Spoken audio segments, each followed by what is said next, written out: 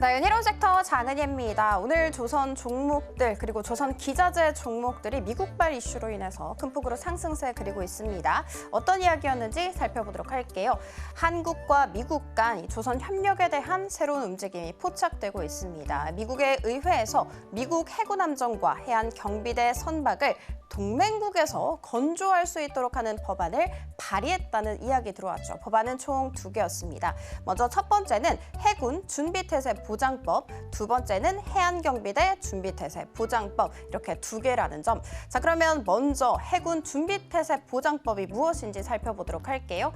미국이 나토 회원국과 인도태평양 동맹국과 협력을 해서 해군 함정을 건조하거나 혹은 부품을 조달하는 내용을 담고 있습니다. 그런데 아무 기업이랑 할 수가 없겠죠. 조건이 있습니다. 건조 비용이 미국보다 낮으면서 중국 기업과 관련이 없어야 합니다. 자, 그리고 해안경비대 준비태세보장법은 무엇일까? 같은 내용을 해안경비대에서 사용하는 전방에 적용한 법이라고 생각을 해주시면 됩니다. 자, 그러면 왜 이런 법안이 발의가 됐을까? 그 이유를 한번 살펴보도록 할게요. 미국 해군은 준비태세 유지를 위해서 지금 현재 함정 355척이 필요한데 현재는 291척만 운영 중입니다. 즉 다시 말해서 더 많은 함정이 필요한 상황이라고 보시면 됩니다. 그런데 미국 내에서만 함정을 건조를 하거나 오래된 함정을 개량하게 된다면 비용과 시간이 많이 들겠죠. 그래서 비용과 시간을 좀 세이브하기 위해서 동맹국을 활용하고자 하는 그런 취지라고 보시면 됩니다. 법안에는 특정 국가를 명시하지 않았습니다. 그렇지만 미국보다도 좀 저렴하면서도 첨단 해군 함정 건조할 수 있는 그 역량을 가진 국가는 인도태평양 국가 중에서 한국과 일본이 유일합니다.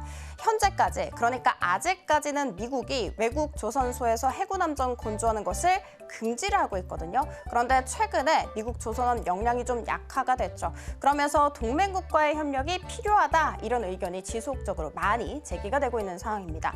당장 트럼프 같은 경우에도 승리 대선 직후였던 지난해 11월에 한국과 미국 조선 협력에 대해서 먼저 언급을 했고, 그리고 올 1월에도 라디오 인터뷰에서 선박 건조에 동맹국을 활용할 수 있다라고 인터뷰하기도 했습니다. 이렇게 트럼프에 이어서 미국 정치권까지 움직임 강하게 포착되면서 한국이 이 전박 건조 사업까지, 그러니까 MRO를 넘어서서 건조 사업까지 참여하지 않겠냐, 이런 가능성 높게 점쳐지고 있습니다.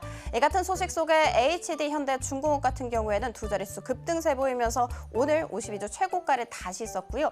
HJ중공업 같은 경우에도 10% 이상의 슈팅, 한화오션과 HD 한국조선해양 같은 경우에도 5% 안팎의 강한 상승세 붙고 있습니다. 자, 두 번째 이야기 살펴보도록 할게요. 메타가 퓨리오사 AI를 인수하기 위해서 협상 진행 중이라고 합니다. 자, 퓨리오사 AI가 어떤 기업일까? 한국의 AI 반도체 스타트업으로서 펜미스 업체라고 생각을 해주시면 됩니다. 자, 그러면 메타가 왜 이 기업을 인수하려고 할까? 메타는요, 자체 개발한 AI 칩이 있습니다. MTIA라는 이 칩인데 이거를 제작하고 봤더니 그 성능이 기대만큼 좋지 않았죠. 그래서 여전히 AI를 학습하고 실행하는 데 엔비디아 칩을 사용을 하고 있습니다. 엔비디아 칩의 가장 큰 단점은 너무 비싸다라는 거이겠죠. 그래서 돌파구를 모색하던 찰나에 그 모색하는 과정에서 퓨리오사 AI의 칩이 딱 발견이 된 것이죠. 자, 퓨리오사 AI 같은 경우에는 작년 8월에 차세대 AI 칩인 레니게이드를 공개를 했습니다. 이 레니게이드는 메타의 AI 모델인 라마를 실행하는 데 적합하다라는 평가를 받고 있고요. 플러스 알파로 미국의 AI 반도체 스타트업보다도 더 가격이 저렴합니다. 굉장히 큰 장점이라고 볼 수가 있겠죠.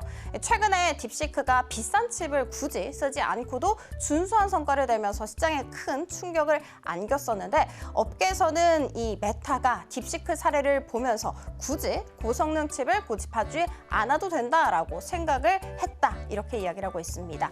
퓨리오사 AI의 초기에 좀 투자를 했었던 기업 DSC 인베스트먼트 그리고 TS 인베스트먼트 같은 경우에도 오늘 장 초반에 빠르게 상한가 직행 후 지금도 풀리지 않은 채 거래가 되고 있습니다.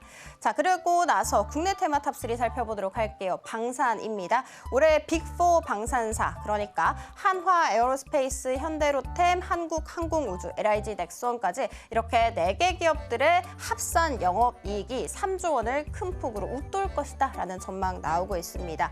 그리고 정부에서도 오늘 600억 원 규모의 방산 펀드 조성할 것이다 라는 소식도 전해졌었죠. 오늘 이 방산 안에서 하나시스템이 정말 큰 폭으로 올라서고 있는데 인수를 했었던 필리조선소가 적자폭을 계속해서 축소하고 있다고 합니다. 아직까지는 흑자 전환하지 않았거든요. 그런데 2026년부터는 흑자 전환할 수 있을 것이다. 실적 개선 계속해서 모아지고 있다라는 이야기 속에 26% 넘는 상승세를 그리기도 했습니다. 자, 반도체와 제약바이오 살펴보도록 할게요. 미국에서 금리 인하 속도 조절할 거야 라는 전망 나왔죠. 뿐만이 아니라 트럼프가 철강과 알루미늄에 이어서 자동차, 반도체, 의약품에도 관세를 부과하는 것에 대해서 검토 중이다라는 소식 속에 SK하이닉스가 1% 넘게 밀려나기도 했었고요.